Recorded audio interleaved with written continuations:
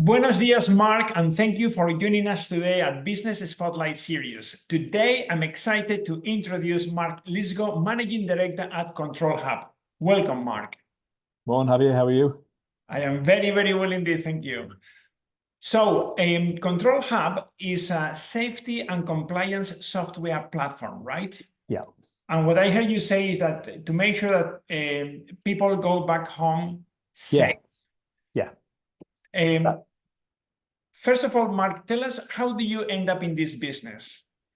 Yeah, I ended up, almost by default. I used to be a lawyer in my previous career, and I moved back from the Middle East 9 years ago to go into business with a good friend of mine who set up a utilities company a few years earlier. Was doing very well. So I came back to kind of look to build around that utilities company, look to maybe branch off into a few other sectors.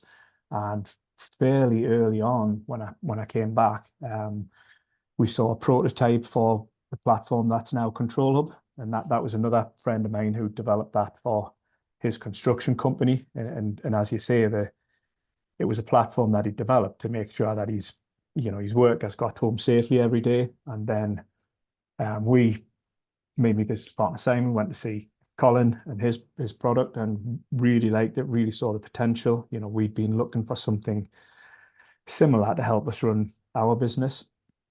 So we then took that prototype platform and invested in the business with Colin and took it into our business. Learned, made a few mistakes, learned what worked, what didn't work, and we then started adding things to it. So originally it was managing your people's qualifications. Can we use it to manage our assets, our vehicles? Can we then get rid of our paper forms and do everything on the tablets and have electronic forms and workflows? Can we manage our projects? Got all the project information in the platform and easily accessible. So there was kind of a 3 to 6 month period where we did that, and then we took it to our main client in the utilities business, which was Northern Gas Networks. So Northern Gas Networks owns and operates the gas distribution network in the north of England, and they liked the look of the platform, took it on board, and obviously these things take time to get in there and implement, but they've been using it now for 7 years, and kind of, like I say, by default, because Simon's running the utilities business, Colin's over here running his construction business, so I've stepped in and taken on Ctrl Hub and seeing where we can take that. It's not something I ever thought I'd be doing, not from being a lawyer to running a software company, and I think I'm still trying to shake off imposter syndrome, but after 6-7 years doing it, I can't really fall back on that anymore. Yes, that's brilliant. Mark, what's been by the way, how do you come up with a name? It's a very cool name, control with the key control on the keyboard. It was obviously the hub is that central point that everything else comes out of, and the platform was built to, when you log into the platform, you see a dashboard, you see all your kind of overall compliance from one screen, and can then kind of drill into it. So, all your spokes coming off the hub. And the control, it does give you control and visibility over your operations. But we went down using the keyboard version to represent technology progress. And that's where the name came from. How do you come up with it? Was it the three of you thinking and saying, okay, we need a name? Or when was the eureka moment? Say, oh, I got it. I would love to claim that we could claim the credit for it, but one of the other businesses that we invested in is a creative agency, and it was a guy called James Hansen from Leo Studio who came up with the name and the concept and the brand. So he's it wasn't us, unfortunately, but when James put that to us, it was like, really like that, really clicks. Yeah. Everybody clicked into it does. It describes what it does. I mean, you still get people spelling the control in full, but it's it's a very relevant name because it conveys everything you do in a nutshell, right? Yeah, it does. Yeah. It does. Brilliant. Excellent. So, Mark, tell us what's been your biggest challenge in your journey? Okay, from a lawyer. Okay, bearing in mind your background, a lawyer, and then you set up this business with your two partners, and then you took control. You became the MD, so you didn't have really any. Nobody is born an MD. No, Okay, no, I'd agree it's with that. something it grows and you learn. So what has the biggest challenge been in the past 6 years? Um, I'd say that the biggest challenge is people. I think when you're young, when you're starting out in any career, it's just about getting your head down and working hard. And when you go through a tough time, it's like, right, I'm going to get my head down and that's all I can do. But as your kind of responsibility grows and you become responsible for managing people, you can't just get your head down and work. You need to be looking around. You need to be kind of seeing what's going on, seeing who's delivering, seeing who's struggling, and also kind of giving the company the strategic direction. I think spending time working on the business is difficult, but it's absolutely fundamental to making sure that the business goes in the right direction. What do you stand for? Where are you going to be in 5 years' time? As opposed to, you've got all those things on your to-do list that need to be done by the end of the week to keep the revenue coming in, to keep people getting wages. And on people as well. I know that's a cliche, but that's 100% true. That I think getting in good people, honest, capable people who share your vision for the company, who want to do the right thing. As long as you've got those fundamental things in place, then you're well on your way. And I think if you don't have the right people in the business, then you need to move them on. And obviously that needs to be done in the right way. You've got to treat people fairly. But that's difficult as well. When you're having those conversations is probably the most difficult thing you can do in business, because sometimes you've got to let really nice people go, but they're not the right people for your business, and they might be struggling in your business. Yes.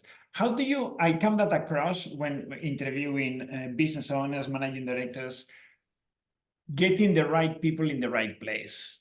Okay, getting the right people in the right place. How do you go about at Ctrl Hub with getting the right people? Because it's unavoidable that sometimes you recruit somebody that looks good on paper, Yeah. you do the interviews, they join Yeah. the company, and then it doesn't work. Yeah. What is the single most important attribute you look for when recruiting people to ensure there is a good fit? I think it's you obviously you've got the CV in front of you, you've got the qualifications, and you've got you know what the role is that you're looking to fill. We've got all our kind of roles and responsibilities very clearly defined. So once you hit the kind of basic technical requirements, for me it's all about their attitude and the how you see them fitting within the company's culture and the people that you have there at the time. That's not to say you might bring someone in who shakes things up a little, but that might be what's needed. But I think it's definitely about the attitude, the culture.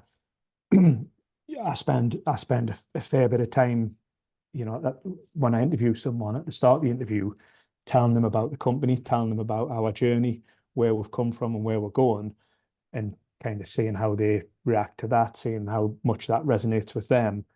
And then, and it's given them a totally clear picture. You can't bring someone in under false pretenses. You can't say, it's all sweetness and light here and, everything's great and it's going to be a picnic, because in a small company, things change very quickly. It's dynamic. So you have those conversations before they join, and then you hope you make the right decision. And sometimes you do, sometimes you don't. And I think when it becomes clear that that's not the right person, or maybe that's not the right role for that person, you need to be prepared to make the change quite quickly. And that's quite a hard thing to do, and that's something that I probably didn't do early on in my career at Ctrl Hub. maybe it's a bit soft, you know. I think but you need to be doing things for the business. You need to be doing the right things for the company as a whole and for the people in it. You know,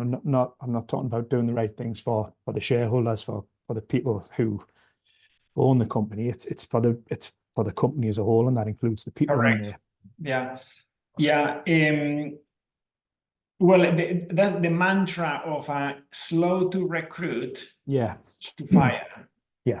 Slow to recruit, fast to fire. And many companies do the exact opposite. They're in a rush hiring people because they Yeah. need people quickly, and then it's the wrong fit, and Yeah. they hold them for months and months and months. Yeah, I've done that myself. You know, I can look back to 3, 4, 5 occasions where I've done that. Yeah. And when you fire somebody, it's a 36-hour pain. Mhm. The pain is 36 hours. It's the building up to it, doing it, but hanging on to the wrong people, the wrong people, is just months and months of pain, really. Yeah, it is. It is. And potentially gets good people. Potentially makes good people walk away from the business as well. Yes. Yeah. Brilliant. COVID, how did that, anything you want to share with people watching this recording, your experience with COVID? How did you deal with it? I suppose, you know, from a personal point of view and looking at the businesses as a whole, it was very worrying because it was, you know, just that uncertainty. I think when you're running a business, you like to have as much control as you can. Obviously, there's always outside factors, but that was just unprecedented. You didn't know, you didn't know what the world was going to look like in a few months' time. So that kind of adds to your general level of overall worry. Not a nice place to be. On the Ctrl Hub side, it was fairly straightforward, to be honest, because of the nature of what the company does, because of all our technologies in the cloud. You know, we are ISO 27001 certified, so it's all highly secure. We actually, I think it was a week before lockdown, we went from being a fully office-based company to a fully remote company, which a lot of other companies had to do, but we were prepared for that. So to this day, you are still remote to this day. So no, we're not. We're sort of hybrid now. So I've got I'd say half the staff are in the office. The engineering staff are pretty much all remote. And you know, I think to a large extent that suits software engineers. You know, it's they like to be free from distraction, get their head down. The nature of that work, you know, sometimes in an office, I could see why that would be a distraction. We try to bring everyone together across the company on at least a quarterly basis. And let's say I've got the non-engineering staff are mostly in the office. My own view is I think I'd like everyone to be together a lot more than they are. I think remote working makes communication difficult at times. Doesn't make it impossible, but it does make it difficult. And I think you know, when everyone's in the office working together, it's easy just to grab someone for a couple of minutes. You know, you pick up on other conversations that are going on, and it's just, I feel like everyone's together a bit more, but it is what it is. It's kind of the way of the world, and like I say, I think software engineers prefer that remote work. And so from our point of view, the company's grown since then, and we've, you know, I think 2/3 of our software engineers are kind of living elsewhere. You know, we're based in Newcastle, they're based elsewhere in the country, so it's given us access to talented people that we wouldn't have had access to if we had everyone working in the office. Yes, it opens up the recruitment pool of people you can recruit from, you know. Yeah, you can. If you haven't got enough talent in Newcastle, yeah, then you can go. So what is your outreach in terms of how far will you go in terms of clients? Do they have to be in and around the area, or do you? No. So again, because of the nature of the business, it's all cloud-based. We've got clients, at the minute, all our clients are UK based, but we've got clients down in Kent, down in Dorset. We've got Cadent Gas, which runs for the UK's 8 gas network. So that's a huge patch. we're actively looking to break into the US market and the Middle East market. We're just back from a conference in Saudi. So we're not restricted geographically, and certainly that's, Okay. if you were to ask me where I see the company in 5 years, or where our aspirations lie, then it's to be a globally recognized SaaS platform. Brilliant. That was my next question. Yeah. Yeah, that's Aspirations for the next 5 years. Yeah. that's where we want to be. We want to be a globally recognized SaaS platform. Clients around the world. It's Brilliant. But I love it. Excellent. So, Mark, what's your favorite book? Do you have a favorite book? Oh, good question. I've got a lot of favorite books. I've read I liked Jordan Peterson's 12 Rules for Life. Yes. So that's it's not necessarily the most positive message, but it's kind of, when you're going through tough times and when you've got tough decisions to make, it's a very practical book, and it's kind of, it teaches you to be self-sufficient, teaches you to kind of take responsibility for, start with yourself, take responsibility for yourself, and then by doing that, you can kind of become a positive influence for others. So that's a good book. Simon Sinek, Start With Why. That's another good book as well. I think if you go into business with the sole view, I want to make money, I want to make as much money as you can, I think you're gonna struggle unless you really look, you've got a really good idea. I think you've got to build your business up around, what's the reason your company started, why are you doing what you do, and for us that was the clear reason why was making sure that people who work for us in pretty dangerous jobs at times, people down working with live gas mains, making sure that everyone gets home safely at the end of the day, and at the same time, your companies are subject to a raft of safety and compliance rules, which for the right reasons, there's a lot of things you have to do before you even start money. So it was making sure people got safe, and Yes. taking away as much of the headaches that we have to deal with day to day in order to deliver what we're being paid to deliver. Yeah.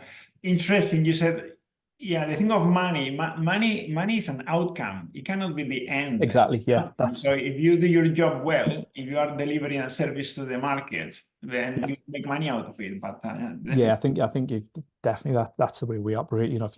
If you do the right things, and you do the basics right, do the right things, the money will come as a byproduct of that. Yeah, brilliant. Hopefully. What's do you have what's your favorite film? Favorite film? I love The Godfather. Godfather 1 and 2. Just love those films. Shawshank Redemption. Yes. Oh yeah, that's a good one as well. Yeah. So they'd be my favorite ones. So not necessarily business ones, just really entertaining films. Yes. Yeah. Well, really good, I suppose, really good films about psychology. Which one? No, well, they got The Godfather. You've got all that kind of psychology there. And yes, I may rewatch that one. It's been a couple of decades, I think, since I watched it. If that comes on the television and I'm sitting watching, yeah, I'm glued to it. I cannot look away. Yeah. Brilliant. If you could choose a superpower, what would you choose? Wow, I've never been asked that before. Well, I suppose as a running a business, it would be the ability to travel forward in time and see where things are going and get ahead of that. Yeah, a number of people have chosen that one actually in business. That's the thing. You kind of you things aren't black and white when you make decisions, when you're setting your strategy, going down a certain route, and I think you've got to, you've got to just pick what the right decision is at the time based on the info that you know, and then commit to that, go for that. Change as you go if you need to, but one thing you cannot do is look back with hindsight and beat yourself up, and it's, you know, just doesn't do you any good at all. Definitely something I did early on, and it just leads you to feeling sorry for yourself. You've just got to, you know, almost be brave. There's a lot of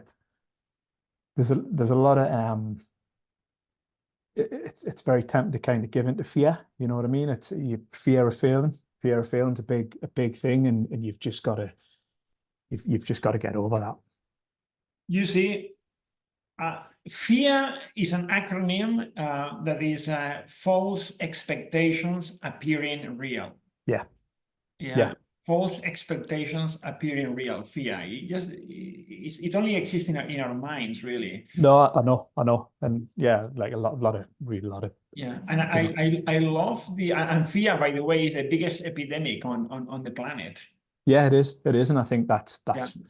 you know, I think that's, well, let's not go into conspiracy theories, but I think that's, you know, it's fueled by the media and the people who control the media. It's you read the newspapers and watch the news on a daily basis, and it's I stopped reading the news, listening to the news 3 years ago. I mean, I know what's going on in the world, but I don't read the paper. I'm not. It's just toxic material. No, it is, and but it's hard to get away from it. Yeah. No, I block it out. I made intentionally the decision not to follow the detail. I know the headlines, but I don't, you know.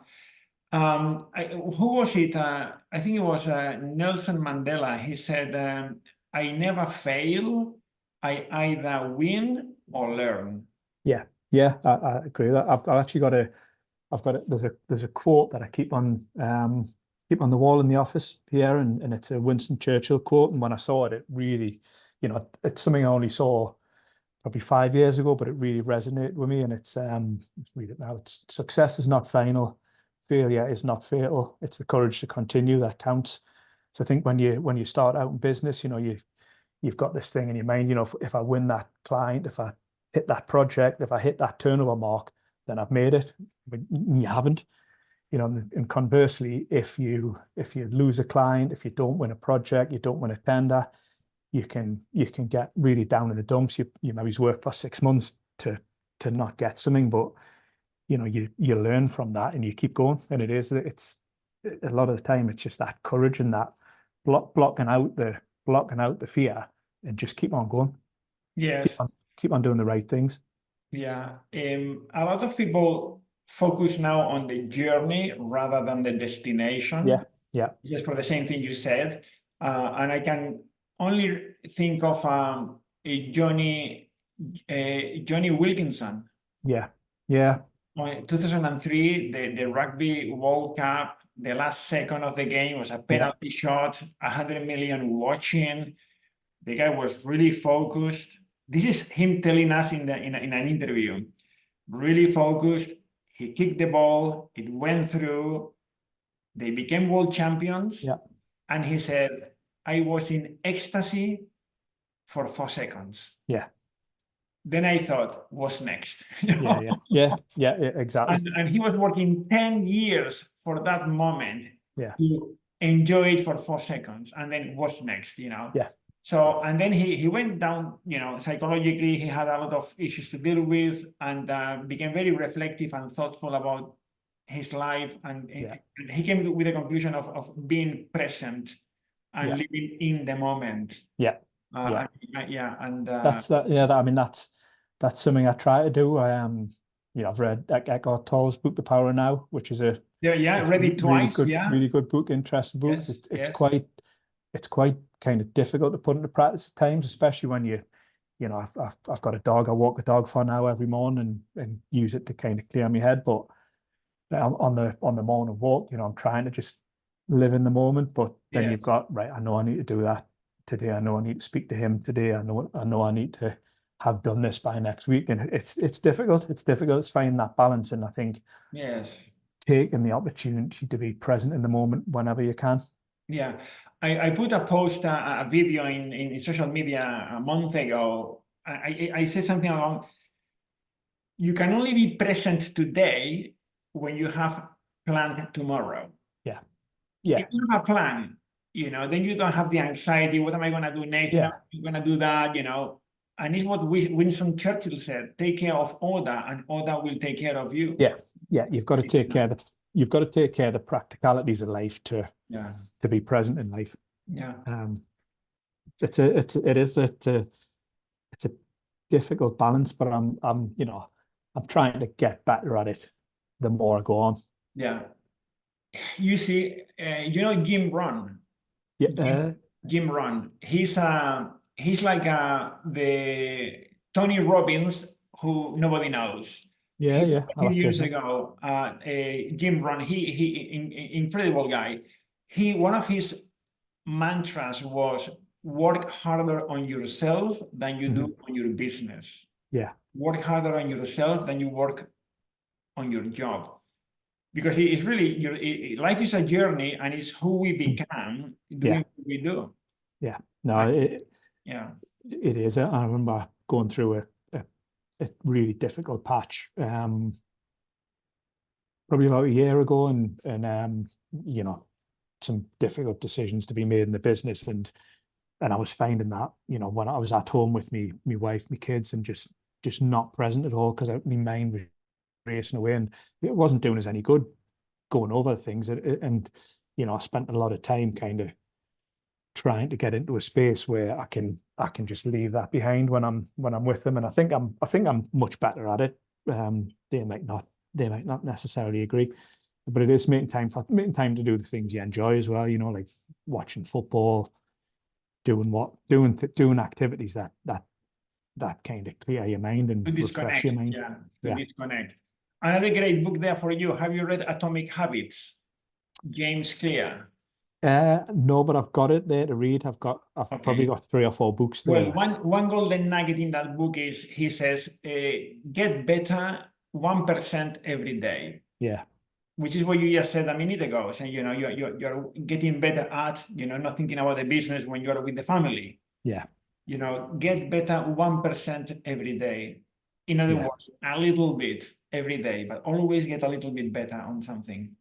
Brilliant, Mark. That's been an amazing interview. Really, I've really enjoyed it. I hope you did well, and thank you for sharing with us today your experience, wisdom, and candor with us. Thank you so much. Thanks, Javier. It's been a pleasure talking to you, and I've got a couple of names to add to my reading list there from you as well. Brilliant. Thank you so much, Mark. Thank you. Thanks, Javier. All the best. Cheers. Bye.